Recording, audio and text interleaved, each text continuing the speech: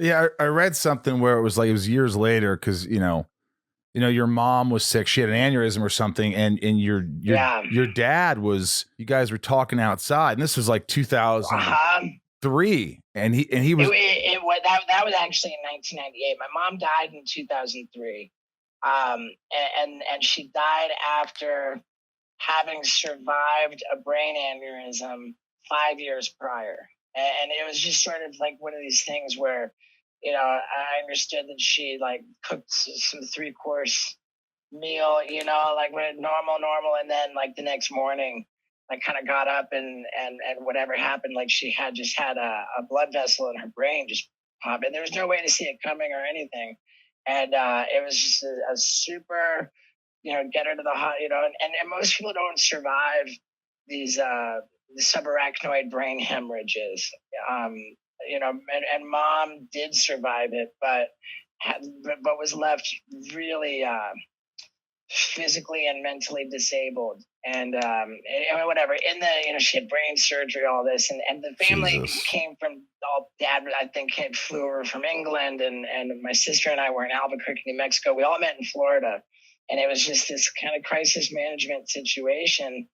And we left at the hospital just for a meal.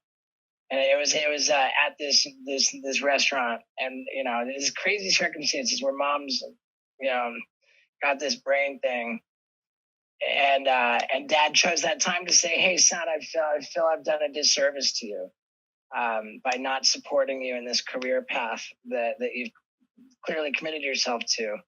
And he said, my dad, I didn't choose what my dad wanted. And he had a similar conversation with son, you didn't, you're not doing what I would have chosen for you, but given that you're committed to it, I just want you to be the best at it. I pledge to support you, and it put a lot of wind in my sails. Were you emotional?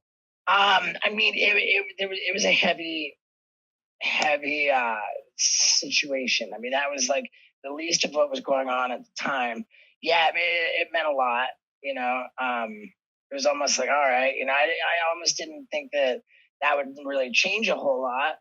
I was like, okay, well, I'm kind of a loser. At that point, I had not made any money. I had not really accomplished anything. I'd had, photos in a couple of skateboard magazines, and the photos were not of me skateboarding.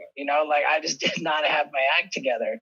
And so it's a big credit to my dad that he, didn't jump on the bandwagon after I had some success.